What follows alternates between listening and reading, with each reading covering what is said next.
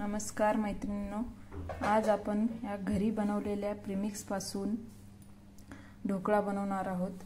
त्यासाठी आपण 2 वाटी प्रीमिक्स घेतलेला आहे। त्यात आपल्याला 1 पळी तेल टाकायचं आहे आणि गरजेनुसार पाणी टाकत चांगलं फेटून घ्यायचंय। हे पाहू शकता तुम्ही। आता आपलं हे बॅटर चांगलं फेटून घेतलेलं आहे। आपण चांगल्या प्रकारे फेटायचे जेणेकरून याच्या गुठळ्या राहणार नाहीत। आणि एका साइडला आपल्याला कढईमध्ये पाणी टाकून उकळायला ठेवायचं आहे पाणी। आणि पाण्याला उकळी आल्यानंतर आपलं हे जे प्रीमिक्स आहे ते बॅटर ते एका कुकरच्या पातेल्याला तेल लावून त्यात ओतायचं आहे। हे जे बॅटर आहे ते आपल्याला भज्यापेक्षा थोडंसं पातळ बनवायचं आहे, जास्त घट्ट नाही बनवायचं, नाहीतर आपला ढोकळा फुगणार नाही। हे पहा, अशा प्रकारे पातळ बनवायचं।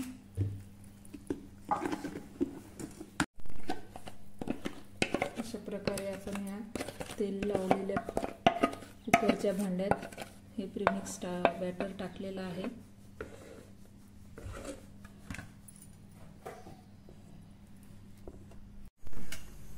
आता हा कुकरचा डब्बा आपण कढईमध्ये ठेवणार आहोत आणि मीडियम गॅसवर वर झाकण ठेवून आपण 15 ते 20 मिनिट ढोकळा वाफवण्यासाठी ठेवणार आहोत।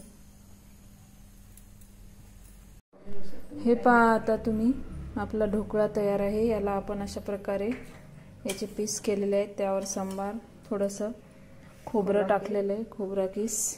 आणि आता आपण फोडणीची तयार करणार आहोत। त्यासाठी थोडेसे जिरे, मोहरी, बारीक चिरलेली मिरची,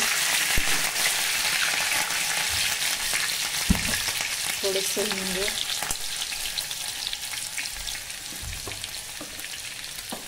थोडेसे तीळ